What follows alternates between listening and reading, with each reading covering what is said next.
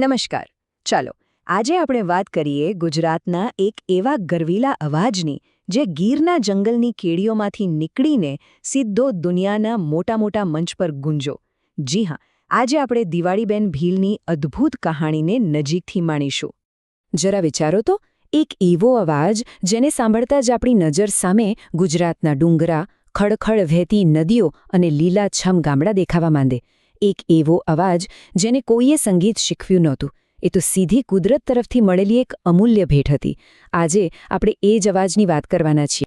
અને આ જે ચહેરો છે દિવાળીબેન ભીલ, આપણા ગુજરાતના ગૌરવ સમાન એક મહાન લોકગાયિકા. એમનો અવાજ એ ખાલી અવાજ નહોતો, એ તો ગુજરાતના કરોડો લોકોના દિલનો ધબકાર હતો. તો સવાલ એ થાય કે આ અદ્ભુત સફરની શરૂઆત થઈ ક્યાંથી?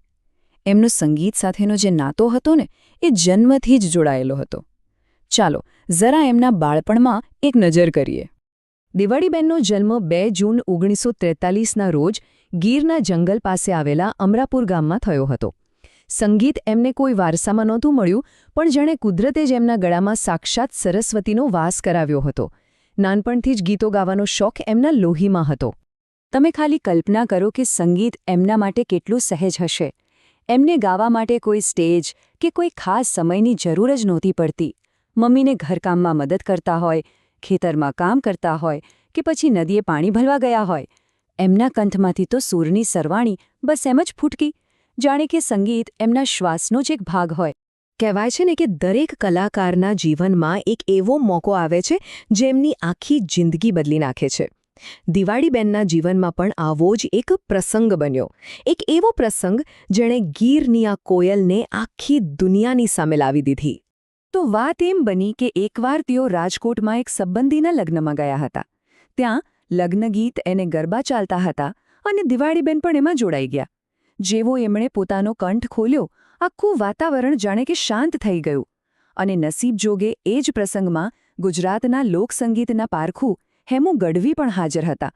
એમણે આ અવાજ સાંભળ્યો અને તરત જ સમજી ગયા કે આ કોઈ સામાન્ય અવાજ નથી, આ તો એક હીરો છે. બસ તેઓ દિવાળીબેનને સીધા આકાશવાણી રેડિયો સ્ટેશન લઈ ગયા અને ત્યાં એમનું પહેલું ગીત રેકોર્ડ થયું. અને એ દિવસથી જ એક સામાન્ય દીકરીમાંથી ગુજરાતની કોયલ બનવાની સફરનો આરંભ થયો. એકવાર રેડિયો પર એમનો અવાજ પહોંચ્યો ને, પછી તો એને કોઈ રોકી શકે એમ નહોતું. એમનો અવાજ ગુજરાતના ઘરે-ઘરમાં, ગામે-ગામમાં ગુંજવા લાગ્યો. પણ આ સફર અહીંયા જ અટકવાની નહોતી. એમના ગીતો, જેમ કે હું તો કાગળિયા લખી લખી થાકી, મારે ટોડલે બેઠો રે મોર અને પાપ તારું પ્રકાશ જાડેજા, આ બધા ગીતો તો આજે પણ અમર છે. આ ગીતોએ જ એમને એટલી બધી લોકપ્રિયતા અપાવી કે લોકો એમને પ્રેમથી ગુજરાતની કોયલ કહેવા લાગ્યા. અને આ ગુજરાતની કોયલનો ટહુકો એ માત્ર ગુજરાત કે ભારત સુધી જ સીમિત ન રહ્યો. એમના અવાજમાં એવો જાદુ હતો, એવી આપણી માટીની મહેક હતી કે એણે તો દુનિયાભરના લોકોને પોતાના દીવાના બનાવી દીધા. જુઓ તો ખરા, એમનો અવાજ ક્યાં ક્યાં પહોંચ્યો.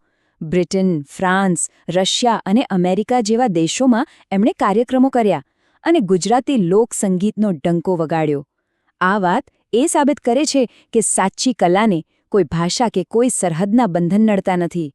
આટલી બધી સફળતા, આટલી પ્રસિદ્ધિ, એ પછી પણ દિવાળીબેનનું વ્યક્તિત્વ કેવું હતું? ચાલો એમના જીવનના પાસા પર અને એમણે મળેલા સન્માન વિશે થોડી વાત કરીએ. આ વર્ષ 1990.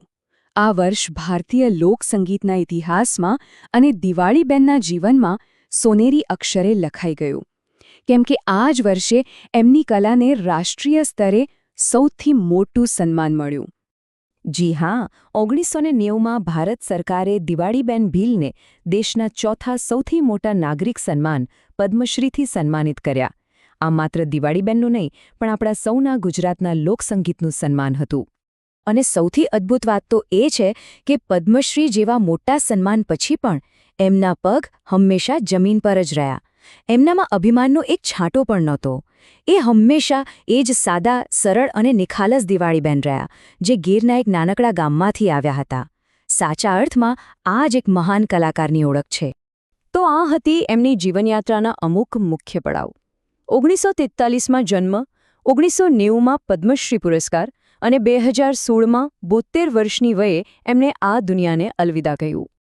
દિવાળીબેન આજે ભલે શારીરિક રીતે આપણી વચ્ચે નથી રહ્યા, પણ એમનો અવાજ તો કરોડો ગુજરાતીઓના દિલમાં હંમેશા જીવંત રહેશે. એમના ગીતો દ્વારા એમની યાદ અને એમનો વારસો સદાય આપણી સાથે જ છે. કારણ કે કલાકાર ક્યારેય મરતો નથી. એ પોતાની કલામાં હંમેશા માટે અમર થઈ જાય છે.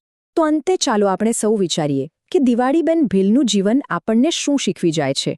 એમની આખી કહાણી આપણને યાદ અપાવે છે કે સાચી પ્રતિભાને કોઈ તાલીમ કે મોટા નામની જરૂર નથી હોતી, અને સફળતાના શિખરે પહોંચ્યા પછી પણ આપણી સાદગી અને નમ્રતા જાળવી રાખવી એ જ મહાનતાની સાચી નિશાની છે.